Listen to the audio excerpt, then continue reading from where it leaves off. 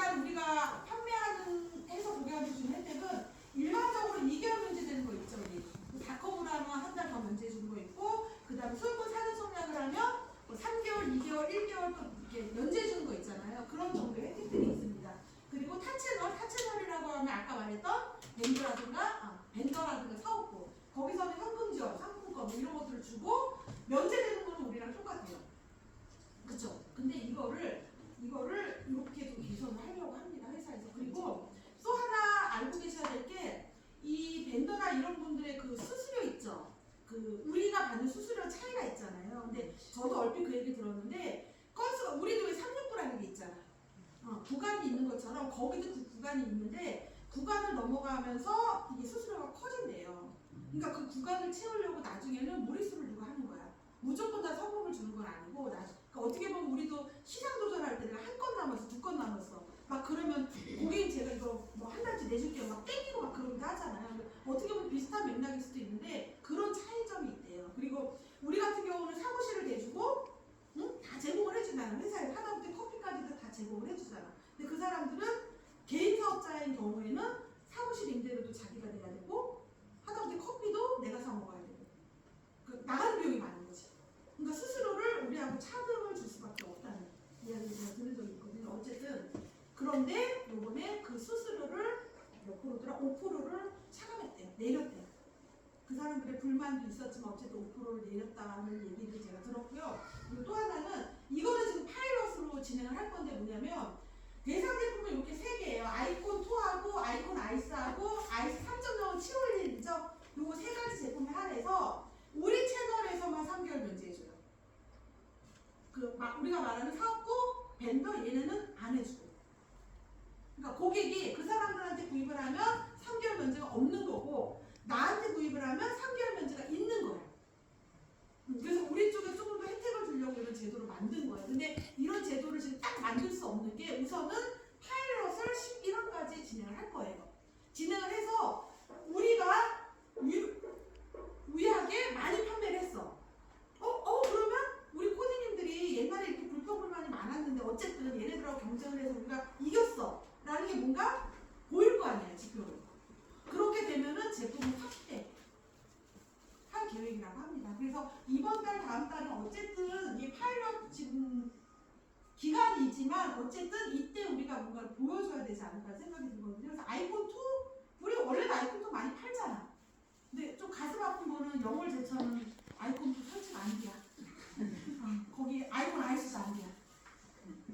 저거라 지하수 석회 그것 때문에. 근데 우리도 뭐 양동이나 이런 데는 안 되지만 그래도 7월 1일이 있고, 우리는 그래도 행복한 거예요. 그래서 이 제품 3가지를 많이 팔아서 고객한테 3개월 면제. 개월차도 바뀌었어. 13, 25, 37. 그래서 이거 많이 판매를 해서 우리 코디 조직의 힘을 한번 보여주자고요. 그죠? 한번 보여줘서 우리가 우위하다는 걸 보여줘서 앞으로 우리한테 오는 혜택이 더 많아지도록. 화이팅! 화이팅! 그렇게 할 수 있도록. 이거 중요한 거라서 제가 좀 길게 좀 설명을 드렸고요. 또 하나 이것도 중요한 거예요. CSAT, 아까 시작할 때도 제가 말씀드렸지만 NPS 조사가 뭐였나요? 이게 아니지. 추천해주세요.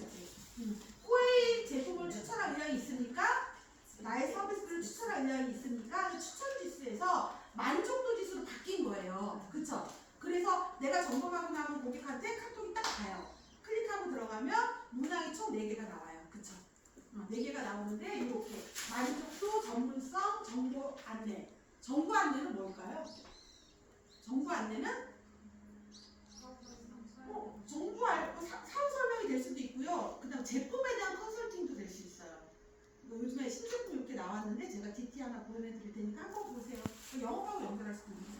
그런 것들. 그리고 하나 빠진 건 뭐냐면, 점검할 때 거기 계셨는지. 그 문항도 하나가 있어요. 4가지가 있는데, 우리 영상 초록이 지구별로는 안 나와서 제가 이걸 갖고 왔는데, 우리 영상 초록이 지난달에 비해서 응답수가 49건밖에 안 늘어났어. 다른 데는 막 400건 늘어나고 막 이랬는데 500건 늘어났는데, 근데 우리는 49건밖에 안 늘어났어. 그만큼 코디님들이 얘기를 안 하는 거예요. 제발 얘기 좀 해. 서비스 당장 하잖아요, 우리 안평! 서비스 잘해줘! 제가 동행 가면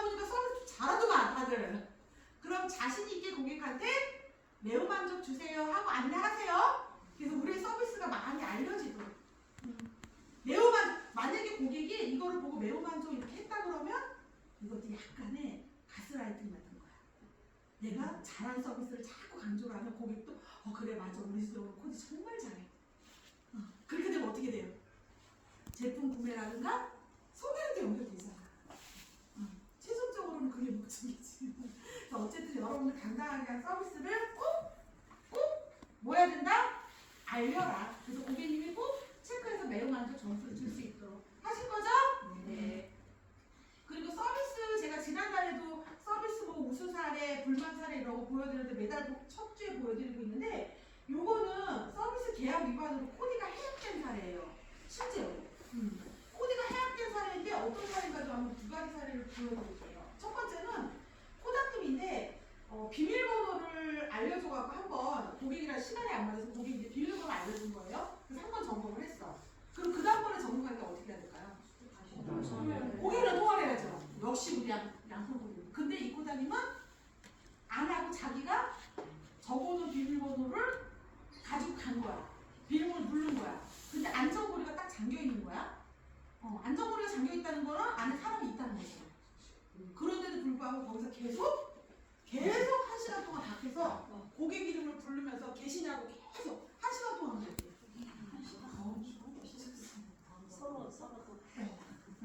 소름 끼칠 것 같아. 내가 고객이라고 그러면. 근데 아니 고객도 고객 안 들어주는 것도 이상한 거야. 어쨌든 우리 서비스하는 사람이니까. 그래가지고 이제 클레임을 제기를 했겠죠. 클레임을 제기를 했더니 우리 클레임을 고객이 걸면 진행이 어떻게 되는지 혹시 아세요? 고객이 1588로 전화를 하잖아요. 단순 코디 교체권이나 이런 거는 우리한테 넘어와요. 그런데 고객이 좀 세게, 우리가 쉽게 말하면 세게 보상이라든가 뭐 좀 세게 민원 제기를 하겠다 이러면 클레임 부서로 넘어가요. CCM이라고. 그 CCM에서 일하시는 분들이 굉장히 많아요. 그분들의 업무인데 여러분들 고객 클레임 같은 내가 잘못하지 않은 클레임 건들이 있잖아요. 너무 여러분들이 해결하라고 끙끙 앓지 마세요. 그거 일하는 사람들이 있어. 그러니까 너무 여러분들이 거기에 스트레스 받고 고객한테 끌려다니지 마시라는 얘기를 한 번 더 해드리고 싶어요. 어쨌든 고객 클레임을 갔을 거 아니야. 갔는데 이 당일 클레임 접수 당일 지구장하고 팀장이 독단적으로 고객을 찾아갔대요. 찾아가 고객한테 호소했대. 자기가 받는 불이익에 대해서. 실제로 이렇게 되면 이제 코디 해약에다가 우리 평가에도 마이너스 점수가 있어요, 사실은. 근데 그런 얘기를 고객한테 했으면 고객은 어떨까요? 더 화가 나는 거지. 고객 감정에 대해서 생각 전혀 안 하고. 그러니까. 그래서 이런 행동을 한 지구장 팀장도 지금 잘못된 거야. 어쨌든 그래서 이 코닥은 업무해야 돼 있어요. 두 번째 사례도 비슷해요. 두 번째 사례도 고객이랑 약속 일정이 맞지 않아서 비밀번호를 알려줬는데 그 다음번에 또 간 거야. 무단으로 가서 점검 완료를 한 거야. 그리고 9월 점검을 위해 코닥하고 통화를 하던 중에 고객이 비밀번호 알고 있냐라고 물으니까 예 알고 있습니다라고 대답했대. 고객이 비밀번호 알려준 거는 다 바로 지워야 돼요. 근데 여러분들 폰에 있는 TV상에 있는 거 다 지우라고 했던 거 기억나시죠? 지우고 다음번에 점검할 때도 고객님이 예를 들어 비밀번호를 불러주셨어? 그러면 점검을 갔을 거 아니에요? 그럼 점검하고 나서도 통화 꼭 하세요. 통화 꼭 하시고 다음번 점검할 때도 그 비밀번호 이용하면 절대 안 되는 거예요. 머릿속에서 지우셔야 돼요. 이거는 무단 침입은요 범죄예요. 형사고발이 될 수도 있어요. 무단 침입. 입장 바꿔보세요. 우리 집에 그냥 들어와서 우리 집에 코디가 온다는 거는 우리니까 그렇지. 홈케어 예를 들어볼까? 우리 집에 홈케어 닥터가 와서 점검을 하고 갔어. 어떨까요? 나는 몰라. 비밀번호 띠띠띠 열고 가려고 갔어. 어떨까? 소름 끼치지 않아요? 똑같은 거야. 그래서 이 코닥 같은 경우는 클레임 접수 이전에 또 코닥한테 이런 내용을 이제 전달받아서 팀장이 고객하고 전화 통화를 했대요. 근데 이 팀장님도 잘못된 거야. 고객한테 전화를 해서 여성 코디를 교체를 해주고 사과드린다고 원만하게 대화를 진행을 했는데 코닥하고 면담 후에 인수인계 과정에서 특이사항 확인 내용이 이런 게 있었대.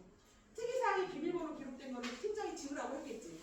그죠? 지우라고 했는데 면담을 하고 나서 코담님이 여기다 뭐라고 써놨냐면 클레임건 목요일은 안 된다고 오후 6시 비번 알려준다. 이런 것도 적으면 안 되는 거죠. 그쵸? 그래서 이런 거, 이 코닥도 업무 해약이 됐다고 합니다. 무단 침입으로. 네, 무단 침입에 대한 얘기 참 많이 해요. 그죠? 우리가 시골 같은 데 많이 점검을 하다 보니까 문이 열려있으면 그냥 점검하고 무조건 나와요. 그런데 나랑 친분이 있는 어르신이야. 근데 그때는 뭐 그냥 넘어갔어. 근데 나중에 고객이 클레임 제기를 해갖고 실제로 어디더라? 원주 쪽에 어디 코디도 그렇게 클레임이 터진 사례도 있다고 하더라고요. 다행히 우리 집은 그런 게 없어. 제가 너무 감사해요. 너무너무 감사해요. 너무너무 잘하고 있어. 알려야 돼. 그래서 코디 해약 확정이 됐다는 거 말씀드리고요. 그 다음에 디지털 세일즈 앱이 이제 개편이 됩니다. 메이저님. 끝낼까요?